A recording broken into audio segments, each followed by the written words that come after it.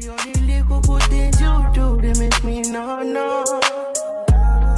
This distance is taking a hold of me for sure. Baby, come. Hey guys, and welcome back to my YouTube channel. I am A Glimpse of Ray. My name is Rachel. I go by Ray. If you're new here, I have been married for 7 years, and we have a blended family, and our three youngest are ages 4, 5, and 6, all with autism and other special needs along those lines. If you hear noise in the background, that is my 4-year-old that has not yet taken a nap. So I'm just going to go about my business. Today, I'm going to talk about the fear I had of putting my nonverbal child in school. So again, for context, all of our kids are autistic. So our 4-year-old has autism and a language impairment. I'm pretty sure he has ADHD as well, but I have not gotten him evaluated and diagnosed for that yet. Our 5-year-old has autism, global developmental delay, and ADHD.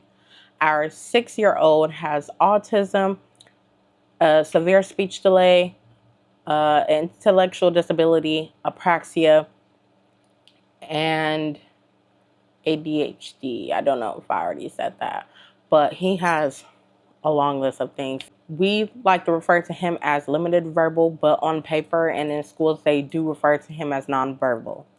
So for a backstory, we used to live in not one of the safest cities at one point. It was mine and my husband's our very first place together. And that was where we lived then, was where we were at when Trey, which is our 6-year-old, and Tyler, our now 5-year-old, were living at when they were diagnosed. So like I said, the city we lived in wasn't the greatest. We were scared a lot of times just for our kids to go outside and play. We didn't leave the house much, and people didn't see us much unless we were coming and going, which was mostly when we left the house, it was like to therapies or to church. We didn't leave the house often. So at that time, like I said, Trey was nonverbal. Me being home mostly, I was kind of like his biggest advocate. So I was always having to speak for him, advocate for him. It was a lot, but that's where that's where we kind of landed, like where we stood. You know, I understood him well enough to know what he did and did not like. And so I was very big on expressing that to people. Now we live in a better area. At the time that we lived where we did, I was very scared about putting my kids in school. At that time, I wanted to homeschool. I did like some home lessons with them. They didn't always retain the information that I would teach them, but I tried my best. And like I said, at that time, I was very scared about putting them in school, especially for Trey with him being nonverbal. So we went a long period of time where we were wanting to move, but it was really hard to find somewhere that would take us.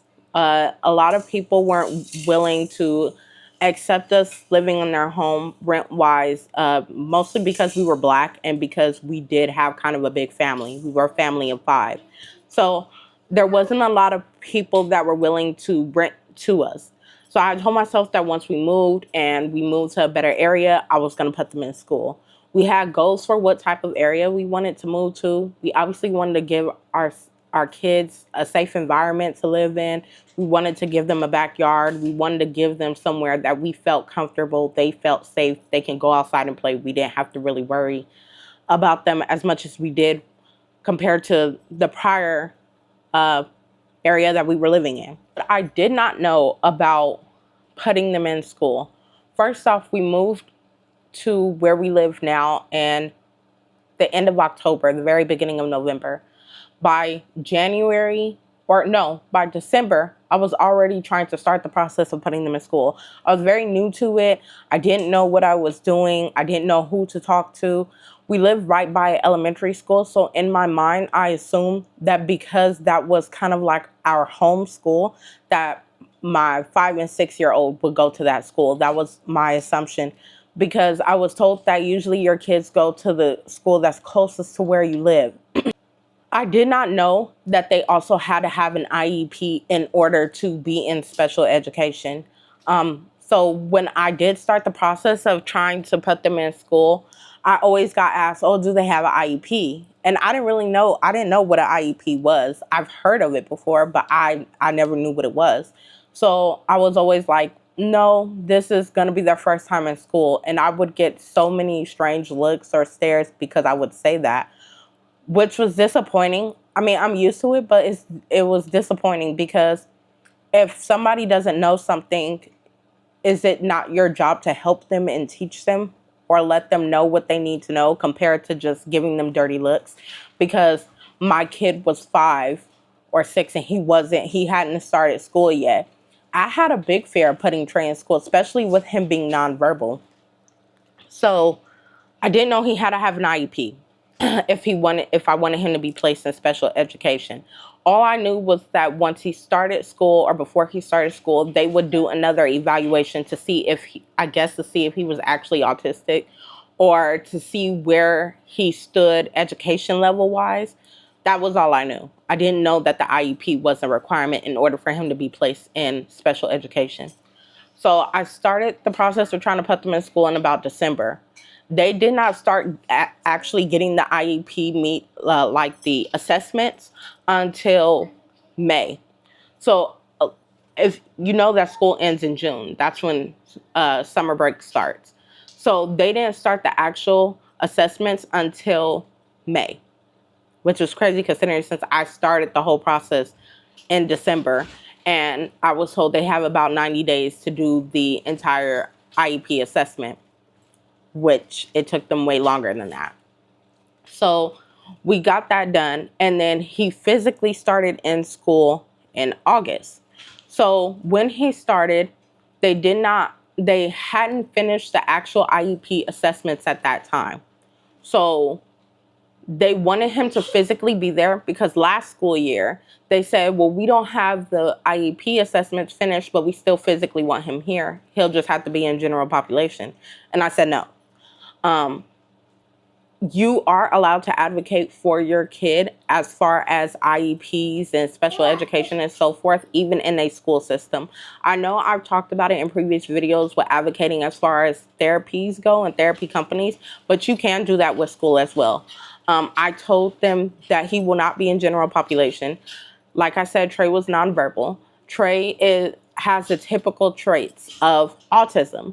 So when you see him, when you look at him, when you watch him, you can tell. Like, it's not something you have to question. You can tell. Trey paces constantly. He jumps constantly. He vocal stems constantly.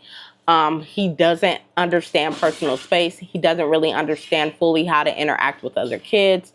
If he gets too excited, he will bite. Not out of to be mean, not out of to bully someone, but because he genuinely doesn't understand how to interact and play with other kids. So before Trey even starting school, Trey has always had this issue to even sometimes with his cousins, or just other random kids.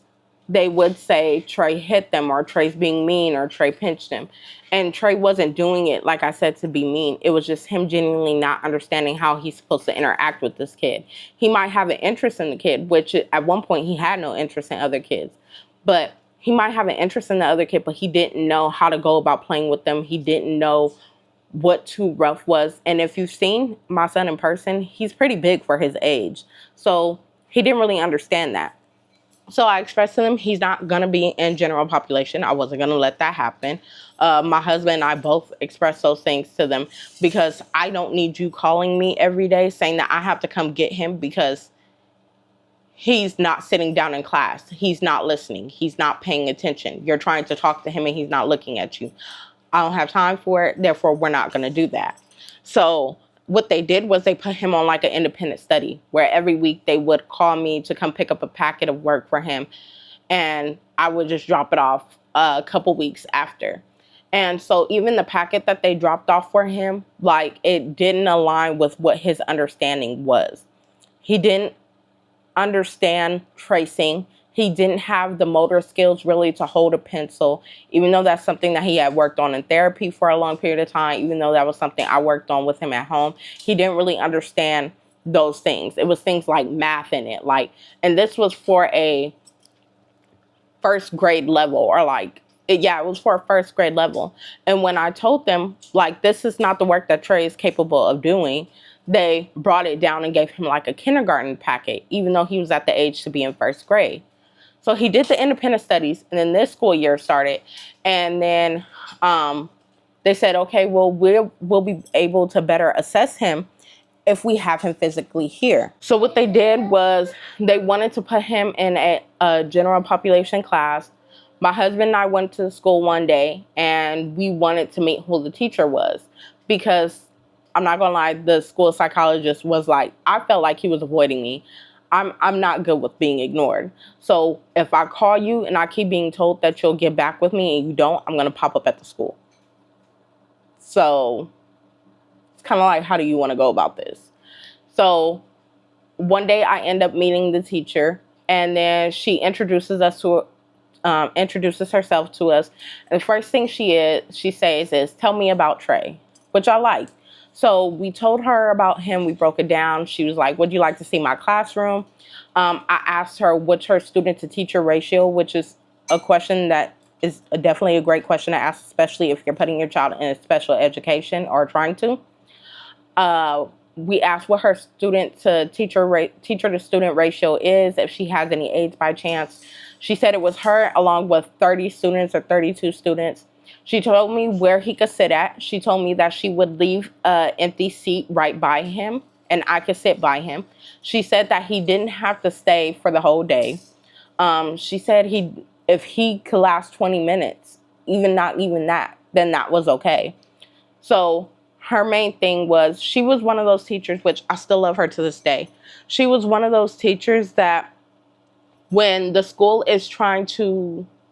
are in the process of doing an assessment for a kid and they want to know where the student should be placed, she's the one that has that special eye to say what they're capable of, what they can and cannot do, how they act in her classroom, where they should probably be placed. She was that person that they would send the kid to first before placing them in special education. So she was a great person to have, and I'm very thankful for meeting her. She gave me so much information that I did not know. Like I said, we have 3 kids, ages 4, 5, and 6, and all 3 of them go to different schools. So we weren't there as soon as school started. She was like, get here when you can. If you're only able to come for 15 minutes or for 20 minutes, that's fine. We just want to see how he acts in the classroom setting. And so the very first day was very rough for him. There were a lot of stares from the other kids. She did end up having a talk with her other students about everybody's not the same. And sometimes you'll meet somebody that's different than you. And it's your job to still be kind and still be nice. And she taught them about autism. And after the first or second day, everybody was so much nicer to him. Other kids came up to him. They would always hug him when he would come and leave class. They would try to share with him.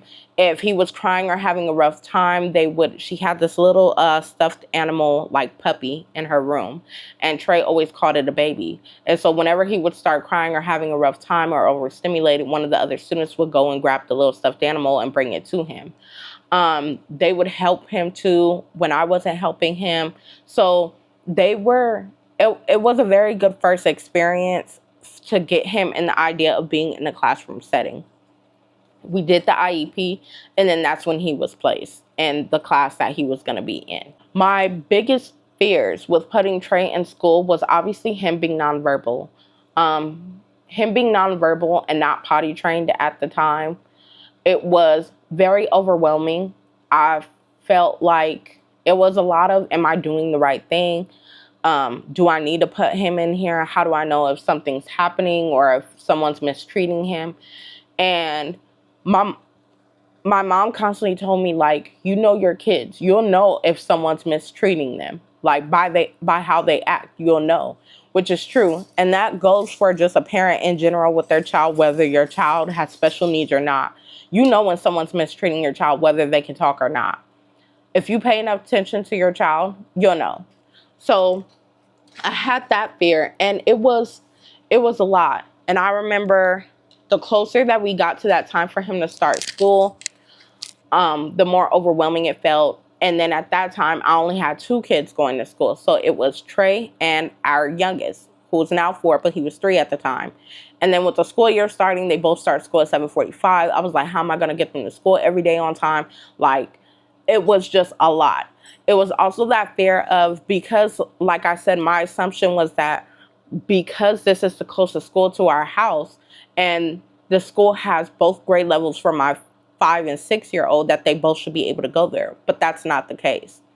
So in our school district, they only have programs that either are for more moderate to severe kids or more mild to moderate kids. There's no school in this district that has both programs at one school.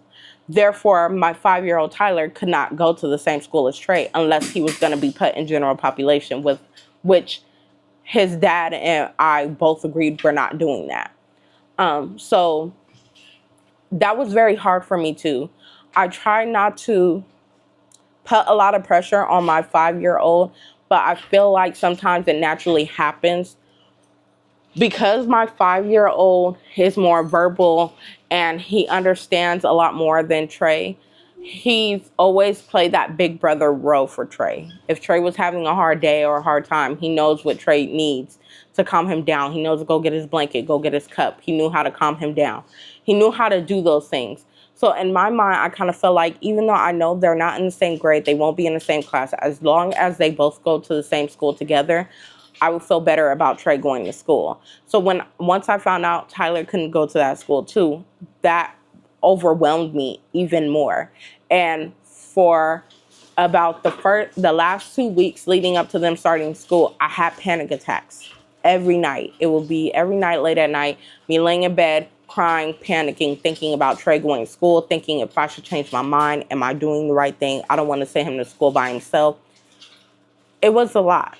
And that fear of knowing, okay, I have this nonverbal child, and I've always been that one to speak for him. I've always been his voice. And if I'm not there to be his voice, then who's going to be the voice for him? How do I know if people are mistreating him? That is one of the biggest panics, being a special needs parent, because you know what your child can and cannot do, and you know what works best for them, and you know how to speak up for them. But when you're not there to do it, it's always like, oh God, who's going to do it for him? You know? So those were like my biggest fears at the time. And it took me a long period of time to get over it. I didn't have that fear of putting Tyler in school as much as I did putting Trey in school. With Tyler, he's more friendly. He communicates more. When he talks, you got to kind of play charades, because he'll say a few words, but you know the sentence he's trying to say, so you just put it together and be like, oh, that's what he's trying to say. With Trey, it's not like that. With Trey, his words are very limited. It's hi, bye, baby, no, stop. It's extremely limited. He couldn't even say a sentence. And some sentences he did say were phrases that he repeated that he would hear us say. It would be like, what you doing? How you doing? Where you going? Those phrases. But other than that, being able to hold a full conversation, Trey couldn't do that. So in my mind, I felt like, how do I know Trey's going to be okay if Tyler's not there with him? You know, Tyler that also looks out for him when I'm not there to look out for him. So the progress that Trey has made so far, Trey has made so much progress since starting school. He still has things he's working on, but other than that, he has made a lot of progress since. He talks more. His words are more clear. He loves going to school. He loves his teachers. He has this one favorite aide that once he sees her, he sees nobody else, which is good. Before, I used to be like, dang, my kid doesn't even say bye to me. But to know that he has somebody that he's so comfortable with, that he loves so much, that you're crying when I'm picking you up from school, tells me they have to be treating you right, because you're not going to want to stay somewhere that's treating you poorly. So it gave both my husband and I some comfort to know, okay, he's okay here. He's okay with the teacher that he has. And when your kid has a teacher, you can kind of tell those teachers that are doing it to get by and doing it for a paycheck, and the ones that genuinely love their job. And we are so blessed to know that all of our kids have teachers that genuinely love their jobs. You can tell. And for Trey's teacher, she likes to do the most to celebrate the kids for holidays. And you could tell, like, she looks at those kids like they're her babies. So I absolutely love his teacher. And I pray that next school year he can have a teacher as great as her, because she has been able to bring a lot of comfort for me. Any questions that I ask her, she'll answer. She never gives me a hard time. If I tell her, hey, I'm noticing this with Trey, she'll also keep an eye out on it, as well as her aides. You know, you expect teachers to do this because it's their jobs. But when you can tell that they go above and beyond, it's like, wow. So I'm truly thankful for that. Trey is also potty trained now, which is great. They've had him on a schedule too, with potty training. Even things that I was hesitant on doing with Trey, she has convinced me to start doing with him, and they have helped and have worked. So I'm grateful and very thankful for that as well. The things that he's still working on is he is still working on kind of interacting with other kids.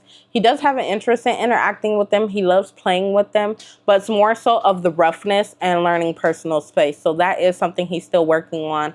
Sometimes he is a little too touchy with other kids, and some kids just don't like being touched. Even you as an adult, you may not like being touched. So we have had very few incidents where he's a little too touchy with another student and the student reacts, but that's something that Trey still has to learn. You know what I mean? So some progress is better than nothing at all. And I know eventually he'll get there. So I'm okay.